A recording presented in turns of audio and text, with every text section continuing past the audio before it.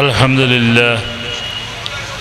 لله نحمده ونصلي على رسوله الكريم أما بعد أعوذ بالله من الشيطان الرجيم بسم الله الرحمن الرحيم ما كان محمد أبا أحد من رجالكم ولكن رسول الله وخاتم النبيين صدق الله مولانا العظيم قال رسول الله صلى الله عليه وسلم أنا خاتم النبيين ولا نبي بعد সর্বস্তরের তৌহিদি জনতা আসসালামু আলাইকুম ওয়া রাহমাতুল্লাহি ওয়া বারাকাতুহু। আমি অসুস্থ, না আসার জন্য চেষ্টা করেছি কিন্তু পারিনি, আল্লাহ পাক নিয়ে এসেছেন। আমি লম্বা কথা বলবো না, লম্বা কথা যুক্তি সহকারে বলার মতো মানুষ অনেক আছেন। আমাদের সবার প্রিয় ব্যক্তিত্ব হযরত মৌলানা হাফেজ আজিজুল হক সাহেব মদনী মুদ্দিদুল্লাহুল আলী, উনি তো আসলে বাহরুল উলুম বলা যায় ওনাকে।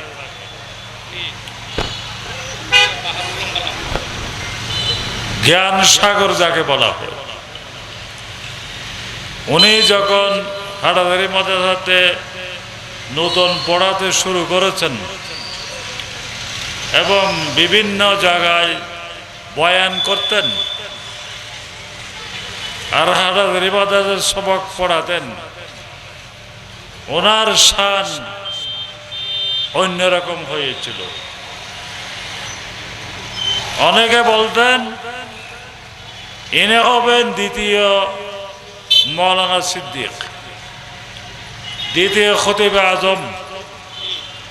আজকে আমাদের মধ্যে খতিবে আজম রহমতুল্লাহ আলাইহি নাই, কিন্তু মৌলানা আব্দুল সাহেবের বয়ান শুনলে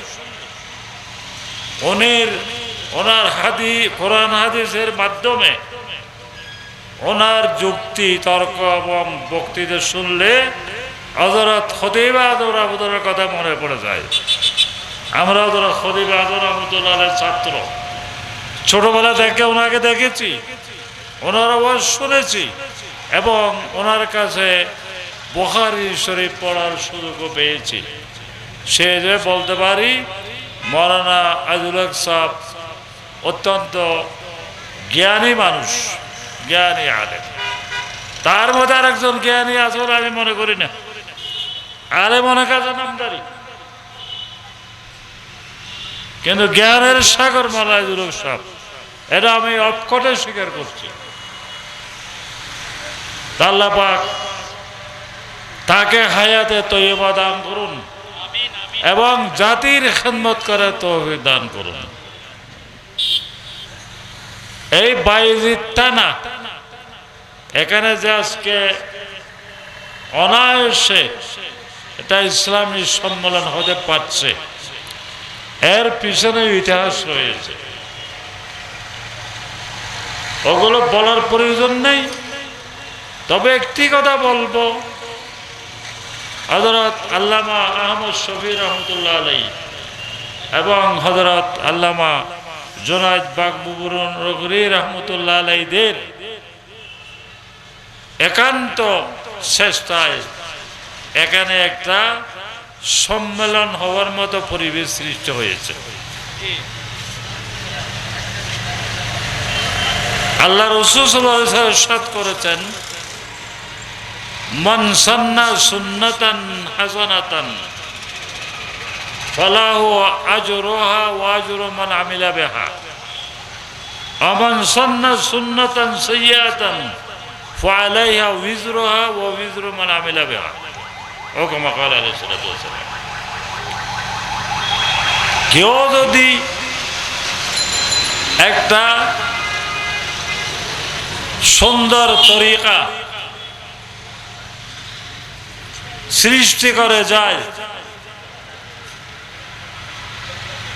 ওই তরিকা মতে যে আমল করে না, ওই তরিকা যে সৃষ্টি করে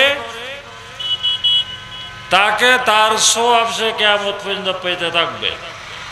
যতই পর্যন্ত শানের রিসালাত সম্মেলন এখানে চলবে, যারা এর প্রতিষ্ঠা করেছেন তারা সওয়াব পেতে থাকবে। আবার যারা এই মতো কাজ করছেন, আগে যারা কাজ করেছিলেন হয়তো অনেকে নেই, দুনিয়া থেকে চলে গেছেন, আল্লামা শফি রহমতুল্লাহ নাই, আল্লামা বাবুনুর রশিদ নাই, ওনারা চলে গেছেন। এদের পরিবর্তে যারা এই পর্যায়ে কাজ করতেছেন তারাও সওয়াব পেতে থাকবেন। তাই আল্লাহ পাক এটাকে এভাবে কিয়ামত পর্যন্ত রাখুক। আমরা সবাই আল্লাহর কাছে দোয়া করি। এই মাহফিলের নাম হলো শানে রিসালাত।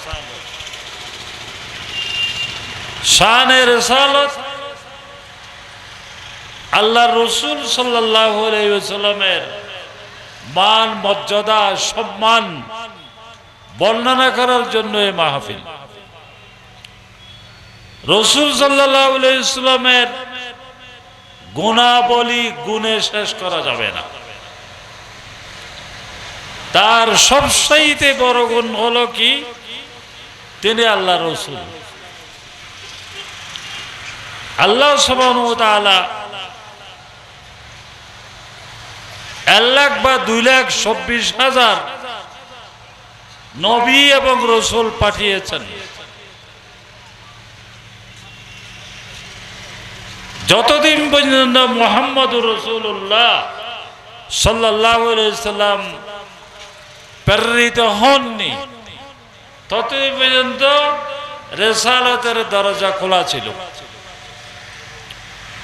মুহাম্মদুর রাসূলুল্লাহ সাল্লাল্লাহু আলাইহি ওয়াসাল্লাম হচ্ছেন সর্বশেষ নবী।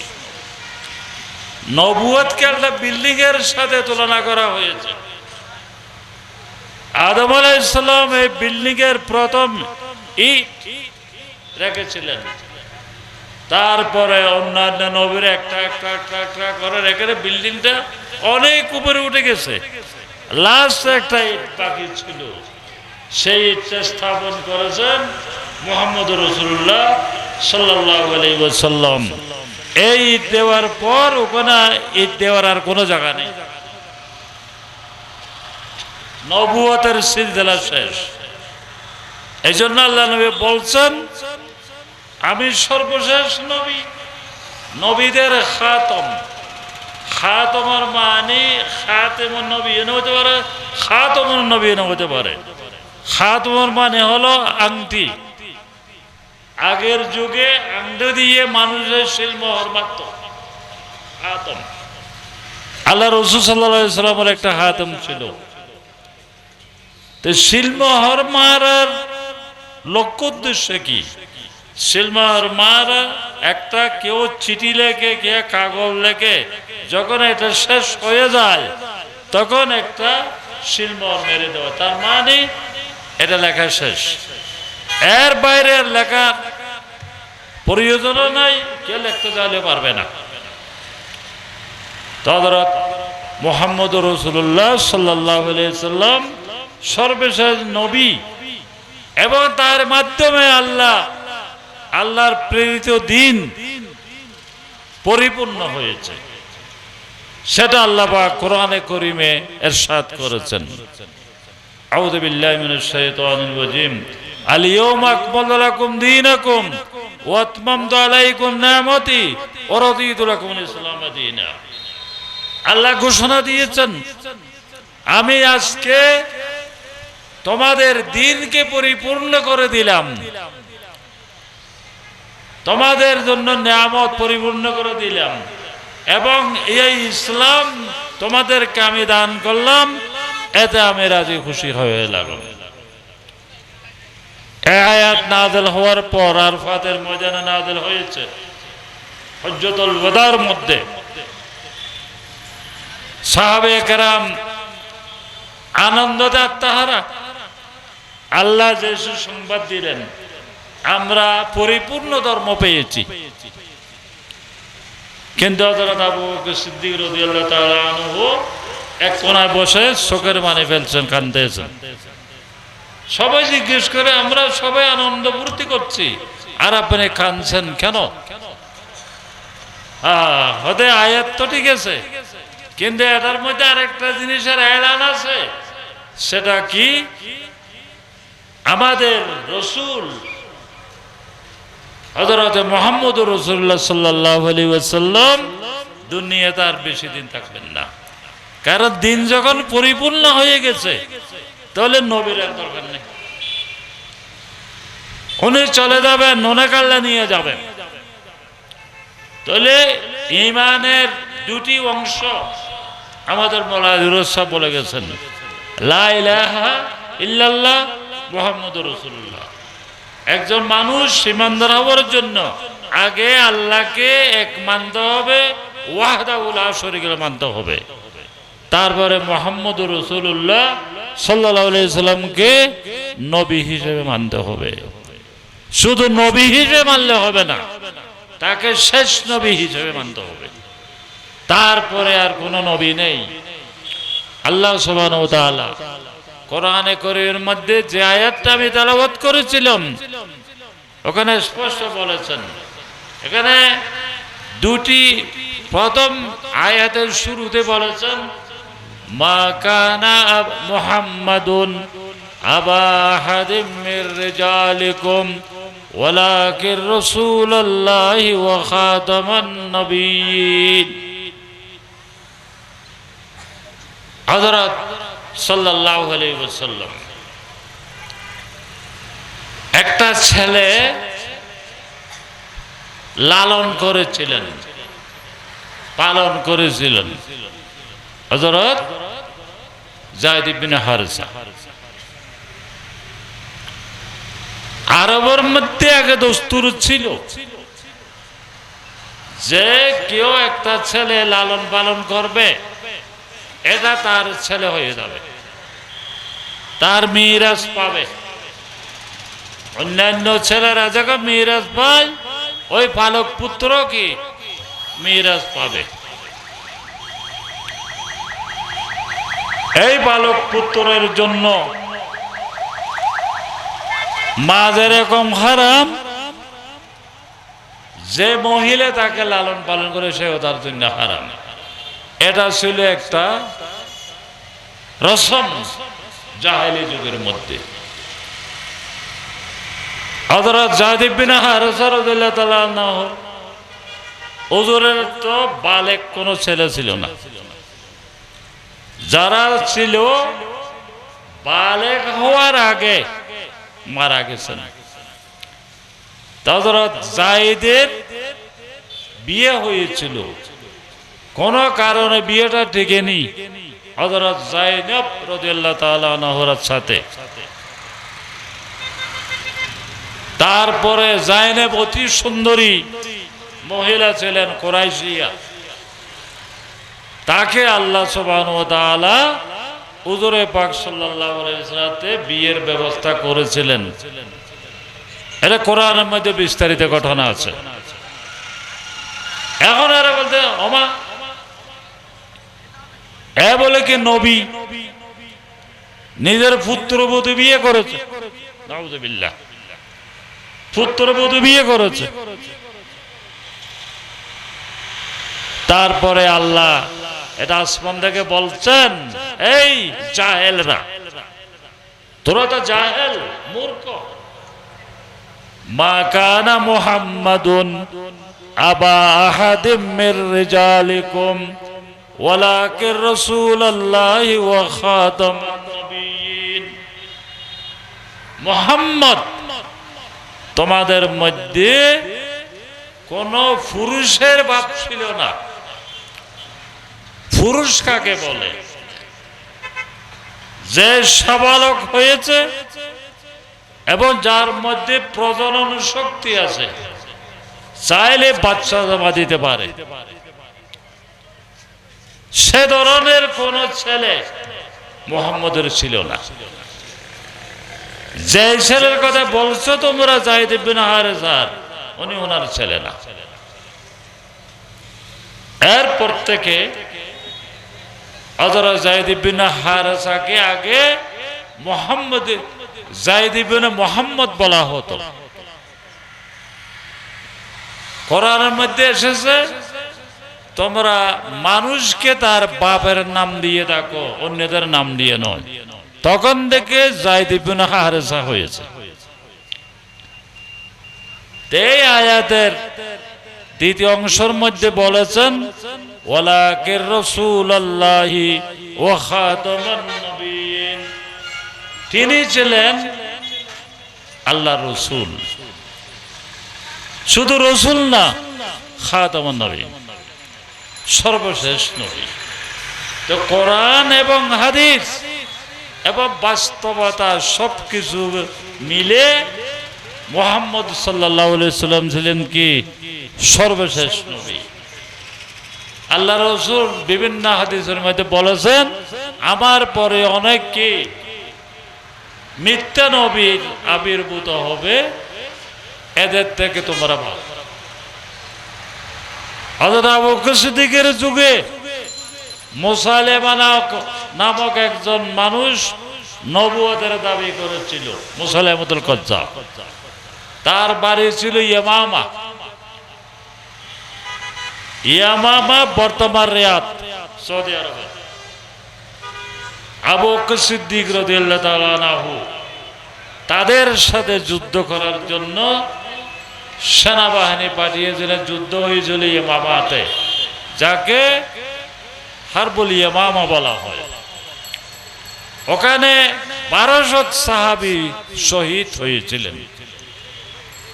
তাদের মধ্যে হযরত ওমর ইবনে খাত্তাব রাদিয়াল্লাহু তাআলা আনহুর ভাই যায়েদ ইবনে খাত্তাব আছেন, তার কবর সেখানে আছে। আলহামদুলিল্লাহ আমি ওখানে রিয়াদ দিয়ে ওই কবরস্থান জিয়ারত করেছি, জিয়ারত করার সুযোগ আমার হয়েছে। এই যুদ্ধটা হয়েছিল কি জন্য?